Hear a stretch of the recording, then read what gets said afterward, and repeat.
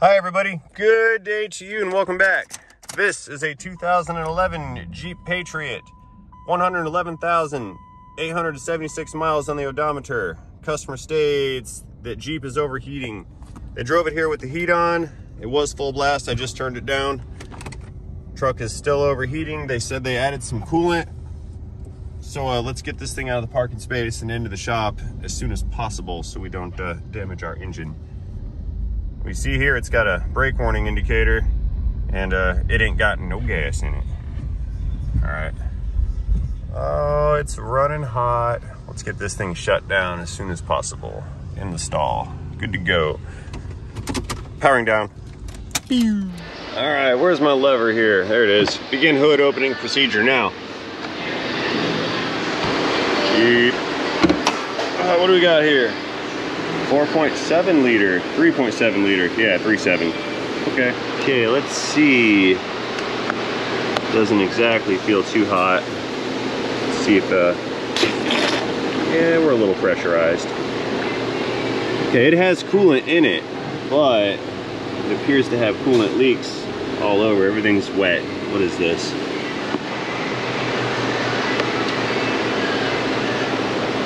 What is that, trans fluid? What's going on? Is that oil? Some kind of petroleum. It's not good. Yeah, I feel it gurgling. Trying to get the pressure out of this thing.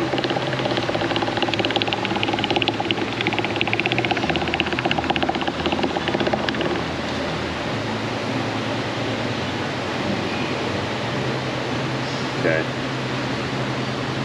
Super sketchy. Danger, never open while hot.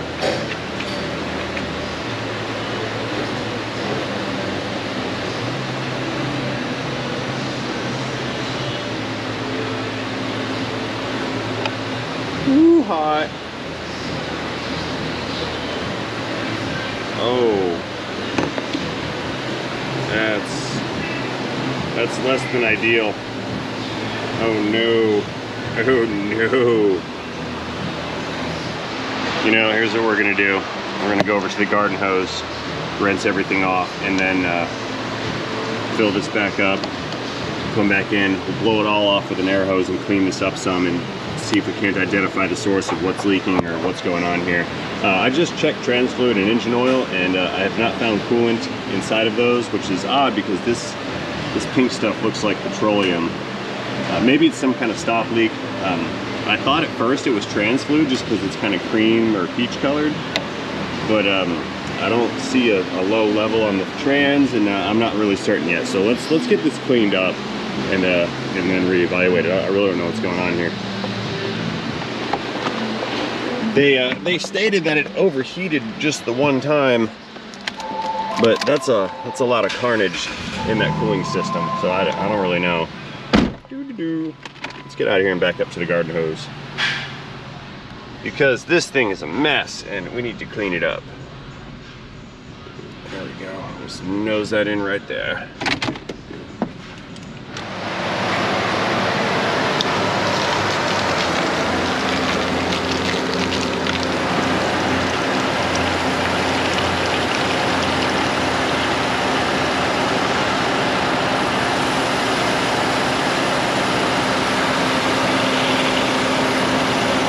Do is fill this up. That way I know it actually has liquid coolant in the system. And we're gonna wash all this other stuff off of here, and I'll hit it with probably a salt blow gun just to clean up everything and to help dry off the water that I spill. And then we'll proceed to inspect the leaks. That's the plan. All right, we've already put in maybe a half gallon or so. Yeah, this thing's pretty low. I'd like to find out where it went. Are we leaking? Not really. I wonder if perhaps it's got a cracked cylinder head. I recall the 4.7s would crack between the intake and the exhaust valves on the head. I don't know if the 3.7s do it, but I do know that the 4.7s do not like to be overheated. So it's a possibility. We'll see. Beginning engine shiny procedure now.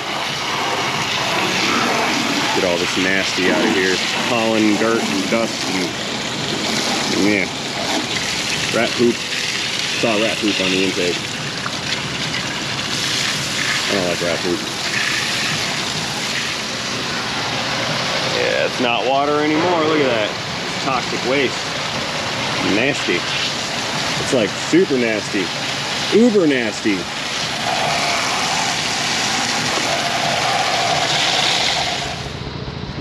It doesn't sound too great here at the tailpipe. It sounds like a misfire is going on. I hope they didn't kill it. Yeah, I hope it survives. Alright, let's see if we got any codes in here. Alright, so I'm not really sure what direction to go in on this. I know it's got this nasty misfire. I don't know if that's related yet. I do know I have this peach-colored, oily, schmoo-looking substance inside the cooling system. But I don't know if it's being introduced by the engine, or trans maybe, or if it was an additive of some sort, maybe like a stop leak. Because it doesn't smell like oil, it doesn't smell like trans fluid, it doesn't smell like coolant. I don't know what it is. So what I'm gonna do is stick the garden hose in there, which I've already done, and I'm gonna leave that alone for a little while and just let that kind of trickle some water in. Maybe I can flush out all that nasty stuff that's in there, just so I can see if, you know, we're getting more coming into it, or if it was already just in the system. So I just want to get that out of there, and maybe that misfire will calm down. I'm not really sure what's going on with that, but we're gonna switch gears real quick and come over here to this 95 F150. This thing was here once upon a time, and I think we put a clutch in it, okay? And then it came back immediately afterwards. Like, it made it like 5-10 minutes. And I don't know if you noticed, but there's no drive shaft here. It's gone. I don't know where it is. So let's look in the bed and see if it's there. Survey says there is no drive shaft. So let's see what happened. Oh, we protested repairing this car. Not really sure what the deal is. Oh, that's what the deal is. The U-joint broke. How did we do that? Well, you know, when they asked me to take a look at this, they told me something was broken at the starter. No one said anything about a U-joint. But that thing's busted clean off. Look at that. What happened? More importantly, what happened? And where's the drive shaft at? Yeah, look here. You can see it took some major hits because the little clips that hold the cups in are shoved out. That's not cool. This thing must have been violent when it came apart. Yeah, that's a broken drive shaft yoke. Okay. Wow, the tire's flat too. That didn't take long. Let's see what's up with the starter. They said something about a starter. I don't know why the drive shaft would break the starter, but here's what it is. Oh. Okay. There is no starter.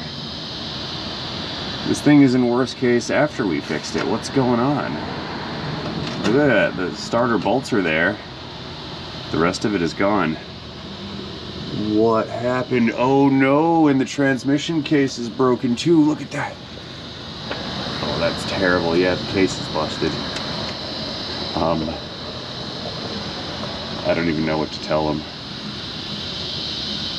I really don't even know. You know, it's things like this. You have to do a cost versus risk reward analysis, and sometimes we just need to determine that we shouldn't be tinkering with things. Look at that exhaust leak. That came apart too. The drive shaft must have hit it or something. But I don't understand how we broke that back there, and then the drive shaft falls out, and then the starter breaks off. Like, where's the wire? Oh, there's the wires. Oh no. I wonder, I'm not even going to speculate, but I wonder if the drive shaft event grenaded the inside of the transmission, and then they just broke the starter off trying to restart it afterwards, because yeah, there's all the wires and everything right there, but I don't know where the starter is. Maybe it just fell out and then they removed it. All right, I'm gonna go convey some bad news. This thing's this is condemned to death. The garden hose? Yes it is. All right, let's recheck our temp. This thing's been running for a while, looking good. Let's go ahead and pull the garden hose flush machine out of it and see how much this nasty is left in there. If there's more in there, it should bubble up to the top. We'll check on that in a minute. Okay, here's the deal. We gave them a call and asked them if they put any like stop leak or any kind of coolant additives or sealant in there. And they indicated that that is a solid no. The only thing they added to it was water, just to get it here after it reheated. So this was stuff that was already found or already present in the system. Now that troubles me because it had to come from somewhere, and it's definitely a petroleum product. Based on the condition and how it's running, I believe it came from the engine. Speculating that there's maybe a cracked cylinder head, like I said earlier, or a blown up head gasket. Perhaps the timing cover is leaking oil into the coolant or coolant into the oil. I'm not super sure. I do know that that is internal from either the engine or the transmission. So this is going to be a whole new operation. Chances are it's going to end up a non-repair. I'm going to go and break the bad news and let them know if they want me to pinpoint what's going on here. I'm going to have to start tearing into this engine, and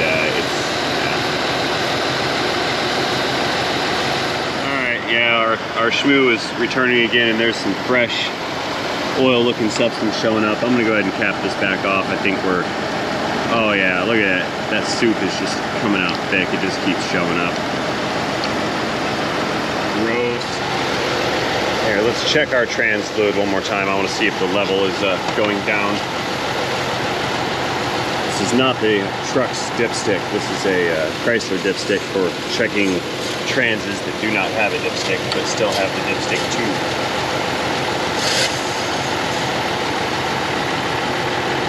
Yeah, fluid's not low, I don't think. And it's not that milky business that we saw in the Radiator. And engine oil.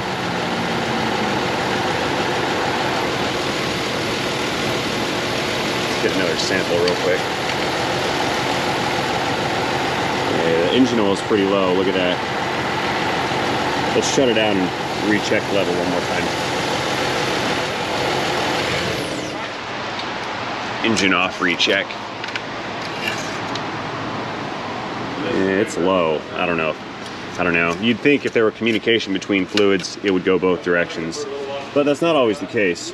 All right, system sealed up. Let's go get back into the shop because it's raining outside, and then we'll crawl down under and see if we can't see any leaks. I've blown off all the water that I spilled with an air gun. Now I just want to see if there's a leak somewhere. Backing up to the auto.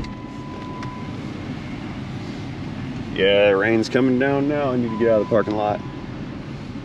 Oh yeah, that F-150 that we checked out a minute ago. It doesn't have any windows. Both of the front windows are broken out of it. So it's gonna fill up full of rain. First time it was here for like 3 weeks, and it filled up full of rain, and we tried to get the guy to put some glass in there, and he said no, the windows have been broken out for forever, and he just leaves it that way.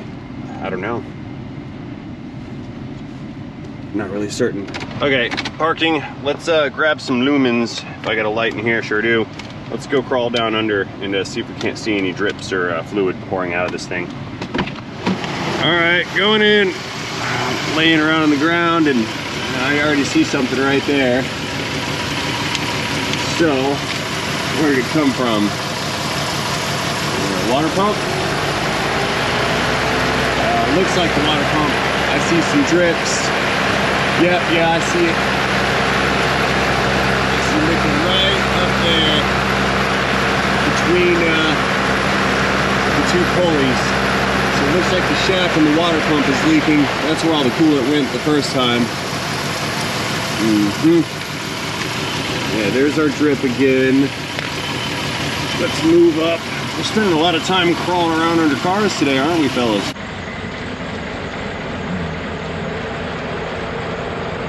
Oh yeah, this thing's wrecked.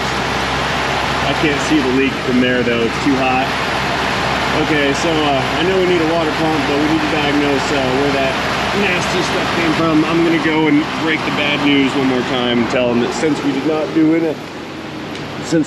use any stop leak, there may be some damage here. I think it rode a little too hard with no coolant. So before I condemn this to death, I sort of want to figure out which one of these cylinders is misfiring. Now this is a 3-coil V6 system, so you got one coil that's firing 2 spark plugs. I don't know which one of these is misfiring. It's not giving me a counter on this hand tool. What I'm going to do is I'm just going to go ahead and pull these coils back real quick and make sure that they're at least firing. And we're going to try to narrow down which cylinder has the misfire. I'd like to do that without just disconnecting things. I can't just pull the coils because that'll kill 2 cylinders. So what I'm going to do is just pull one at a time and see if the engine wants to stall out or it gets reduced power. Now, I know we're already in reduced power, but I'm just looking for a change in state. Alright, yeah, that one's working. See the spark? Yeah, that one worked. Okay, restarting. So we know that that coil, I think that was number 3. That one's running. Let's pull the one back here. I hear that one's firing. I don't think we can see it, there's stuff in the way, but I hear that one. This one,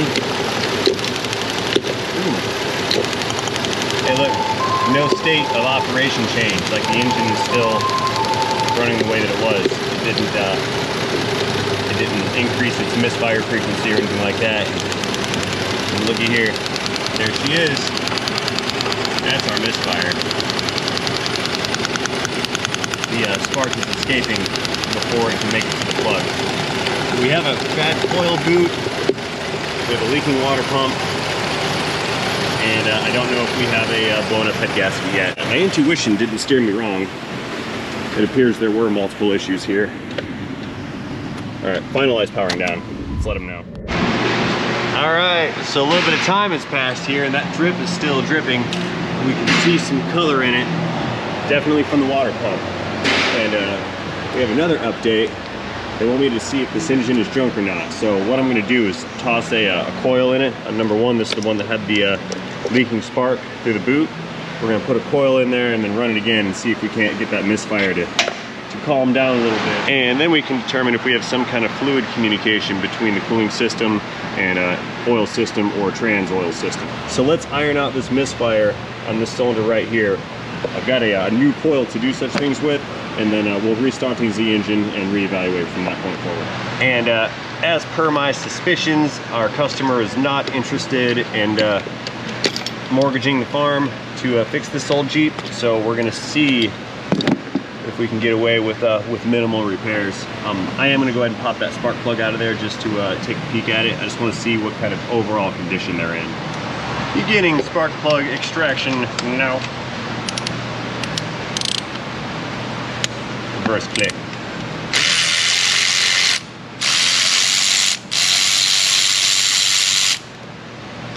What do we got here? Oh, not bad. Yeah, these are fine. They've been replaced before. NGKs, okay. That's good. And that doesn't mean the rest of them aren't covered in oil or coolant or something from a leak, but this one is good, so I have more confidence in the coil failure will solve the misfire, at least temporarily.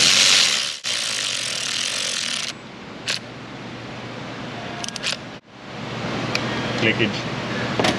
Alright, new coil coming in. It appears to be the same unit. Yeah, that looks good. Okay. Whoa, coil gravity. And of course, I gotta grease it. I know, it's kind of like putting lipstick on a pig right now, but that's just the way. That's the thing about standards. You have to maintain them no matter what. You can't have selective standards. Where are you supposed to be? There. See, if you have selective standards, then I would conclude you actually have no standards. therefore you're a hypocrite. There we go. All right, let's restart this thing, see what it does. Back to the cabin. Powering on, starting the engine. Hey.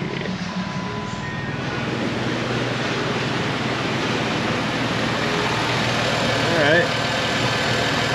Misfire seems to have calmed down. This is good. Let's give it some RPM. Throttle response is decent. Still a little hesitant to wake up. Okay, let's check our tailpipe for that blip blip blip blip noise. Yeah, it sounds a little better back here. Okay. Alright, we're getting somewhere. Let's see, I don't need that. Let's see what's in here. It's already had some time to cool off. Yeah, that stuff looks fresh. It really does. So I just reviewed the parts catalog for this truck after visually reviewing the cooling system. And there are no coolers integrated into the radiator. There's no power steering, no engine oil, and no transmission. Oh look, that misfire's back after a shutdown. That's interesting. So, I noticed last time I had this cap off of here that there seemed to be like some excessive amounts of this oil sludge again building up. I bet this is gonna clear out. Hang on, I know I'm bouncing all over. Let me give this some revs real quick and see if that misfire clears up again. The reason I'm doing that is I know that coil is no longer misfiring. I'm wondering if during the shutdown some kind of coolant or coolant oil mixture substance ended up leaking into the engine, into the combustion chamber, and it was killing that ignition stroke. Because I bet you if we rev it a little bit, that misfire is going to go away. Anyway, what I was getting at when I was talking about the trans coolers is that there are no coolers integrated into the cooling system. So the coolers that exist, those are standalone units. There's a standalone trans cooler and a standalone power steering cooler, and there is no engine oil cooler. So that being said, that oily substance had to come from somewhere. And in the absence of communication between coolers, meaning a leak between units, the only thing it could be is engine oil coming into the system, probably through the engine. I think this thing has lifted a head gasket, or it's got a broken cylinder head. And yeah, coming back around, our misfire has tamed it down again. It's no longer there. We're still leaking. That's for me, that's my stowage, but we're still leaking plenty of coolant. It's coming out of that water pump. I've gone ahead and brought my fluid evacuator over here. I'm just going to start suctioning out this oil stuff, and I want to see if it continues to rejuvenate itself. Basically, I want to see if the engine is pumping oil into the cooling system, which it might be, and I think it is. Truth be told, the best way to figure this out is to take a sample of the oil and the coolant, send it off to Blackstone Labs and have them analyze it. But that takes a little while and costs $50 bucks, and I don't think we're gonna go through all that. If it were my car or something really nice, maybe I would indulge such things, but I don't think we're gonna do that on this particular vehicle. Vacuum source powering on. Let's see what we get out of this thing. More forbidden milkshake.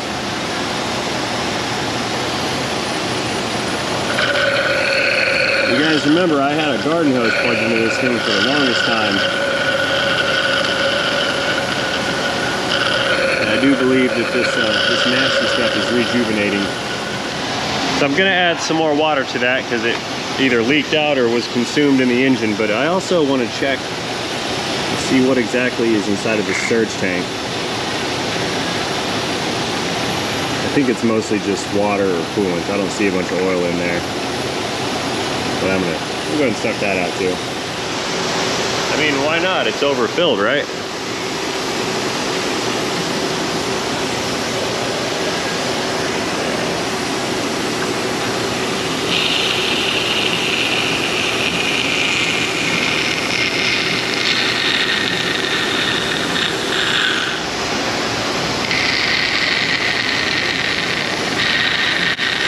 flushed it out with a hose, so you can see it right there.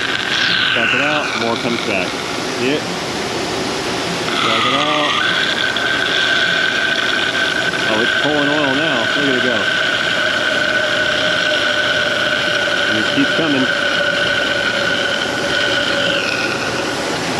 I wonder how long we can sustain this. Yep, misfire's back again. Okay, get back over here to those ignition coils. I found that this third coil back, the engine's starting not to care if it's installed or removed. Look at this. We barely got a misfire out of that.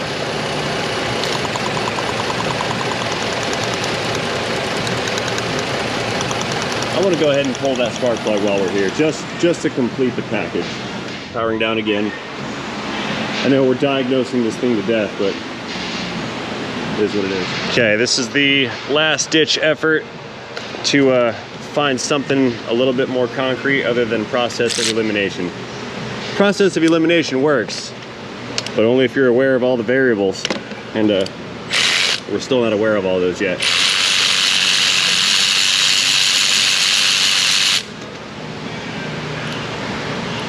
Oh, look at that. That's a little warm. I don't know if the other camera picked it up. I switched to my phone cam, but there was steam coming off of this when I pulled it out. Yeah, look at that. We have we've got a cylinder head crack or a head gasket problem. Borescope time. Okay, I have the borescope set up on the Wi-Fi. It's connected to the phone right here, so we can all see what's down inside of that hole. Okay, here we go. Let's see what's way down inside of there. What do we get? There's the hole. Okay.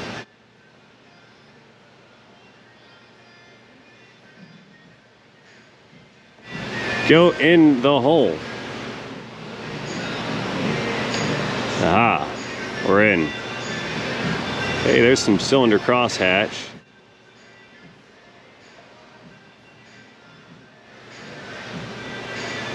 Let's just rotate this around and see if we see anything good in here.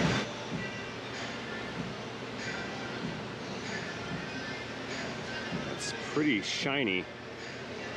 Shinier than it should be.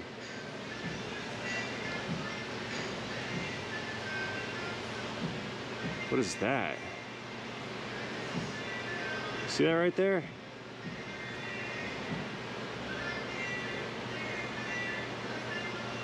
Is that a broken piston?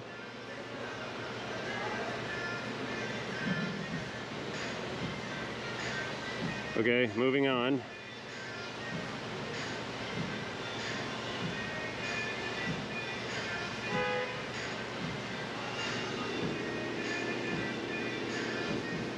Yeah, I don't like the look of that right there at all.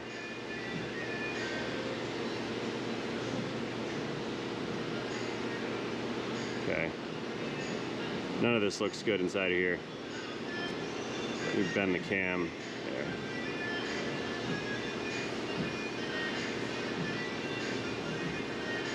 Let me poke it. Let's poke the debris, see what it does. Do, not right now, phone. We're doing important stuff. All right, well, we saw that the top of that piston was super clean. Let's pull another one of the plugs out and see what the top of that piston looks like. Okay, let's pull this one out right here. We haven't seen that piston yet. Let's see what we get.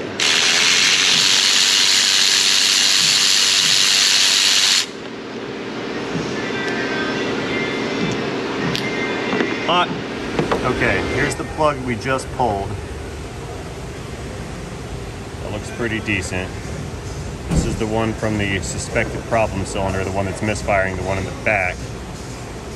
That one over there, not that one up here. Kind of similar, but it's got this build-up stuff on it right here. All right, well, I think it's best if I go ahead and toss all these little parts back together. I'm pretty certain I'm not going to be pulling cylinder heads off of this. Like I said earlier in the video, I'm aware they're not interested in spending boatloads of mortgage payments to fix a 10-year-old non-Jeep. So we're just going to throw this back together. Click. Let's see, that one goes... Where'd this one go? I forgot what I was doing. I don't remember which one this was.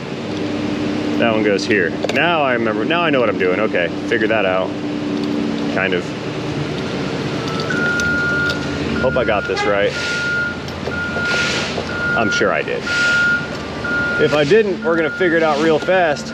Actually, you guys already know because you're paying more attention than I am.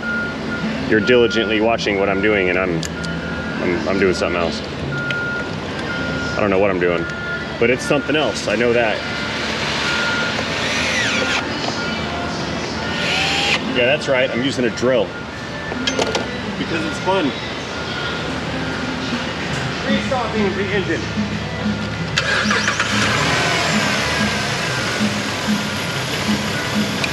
Okay, I did get these in the right order. Let's put the cap back on for the radiator. I think we're about done here. I'm going to go ahead and let everybody know what the bad news is, and we're probably going to condemn this thing to death, junkyard destruction, or being parted out. Or they're just going to let it ride how it is until it finally gives up the ghost and dies, which probably won't be very long. So that being said, I'm going to go ahead and close this video out right now. As always, hope you enjoyed this video. If you did enjoy this video, please communicate that to me effectively by tapping that like button down below. That button is what lets me and YouTube know that I've done a good job here. And if YouTube thinks that I've done a good job, it is far more likely to recommend my content to other potential viewers. And that's really good for me, and that's really good for them. If you did not enjoy this video, just go into my video library and watch something else. Maybe you'll enjoy that one. So, again, and as always, thank you for watching. And most importantly, do not forget to have yourselves a great day. See you guys later. End of Jeep. Oh, no way. We got this crazy storm coming in here and the window doesn't go up. It's like sideways rain. There we go. Oh, let's keep hitting the switch. Come on, window. Oh, no, it went down. Yeah, there we go. Window up. All right. Woo! It's getting wild out there. Hurricane party.